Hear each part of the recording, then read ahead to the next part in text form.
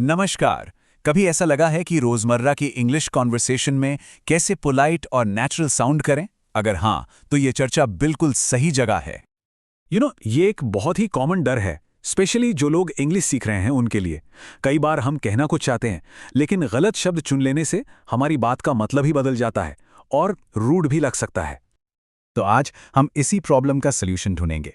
कुछ बहुत ही सिंपल तरीके हैं जिनसे कॉन्वर्सेशन में कॉन्फिडेंस बढ़ जाएगा। ऑलराइट, तो शुरू करते हैं। हमारा गोल बस इतना है कि हमारी बातचीत ऑकवर्ड लगने की जगह पोलाइट एंड इफेक्टिव लगे, और ट्रस्ट में ये बहुत आसान है। तो सबसे पहले सबसे इंपॉर्टेंट रूल से शुरू करते हैं। जब भी कुछ मांगना होना, तो बस एक छोटा सा चेंज पूरी बात को पोलाइट बना सकता है। यहां देखिए कितना सिंपल सा डिफरेंस है। आई वॉन्ट पास्ता सुनने में एक ऑर्डर जैसा लगता है ना? जबकि I'd like some pasta please एक पोलाइट रिक्वेस्ट है। सी कितना आसान है। तो पॉइंट ये है कि आईड लाइक यूज करने से टोन ज्यादा फ्रेंडली लगता है। ये छोटा सा चेंज कॉन्वर्सेशन का पूरा फील बदल देता है। चलिए अब इसे एक रियल लाइफ सिचुएशन में देखते हैं। इमेजिन कीजिए कि हम एक कपड़ों की दुकान में हैं। वहां इन फ्रेजेस को कैसे यूज करेंगे? शॉप असिस्टेंट का अटेंशन पाने का ये एक बहुत ही पोलाइट तरीका है। सीधे शर्ट की तरफ पॉइंट करने के बजाय इस तरह से कॉन्वर्सेशन की शुरुआत होती है। अच्छा, अब जब कोई चीज पसंद आ गई तो उसका प्राइस पूछने का ये तरीका काफी डायरेक्ट भी है और फ्रेंडली भी। परफेक्ट जैसे शब्द यूज करने से एक्साइटमेंट भी दिखता है। Okay, I will take it. ये सेंटेंस खरीदने का डिसीजन बताने के लिए एकदम क्लियर और स्टैंडर्ड है। इससे कोई कंफ्यूजन नहीं रहता। और ये एग्जाम्पल दिखाता है कि जब कोई कुछ ऑफर करे तो जवाब में प्लीज बोलना कितना इंपॉर्टेंट है। ये छोटा सा शब्द बहुत बड़ा डिफरेंस लाता है। ठीक है, अब एक और सिचुएशन देखते हैं। मान लीजिए हम एक रेस्टोरेंट में हैं, जहां पोलाइट होना तो और भी ज्यादा जरूरी हो जाता है। तो यहां कुछ कॉमन मिस्टेक्स हैं जिन्हें अवॉइड करना चाहिए। जैसे गिव मी वाटर की जगह can I have a glass of water please बोलना चाहिए।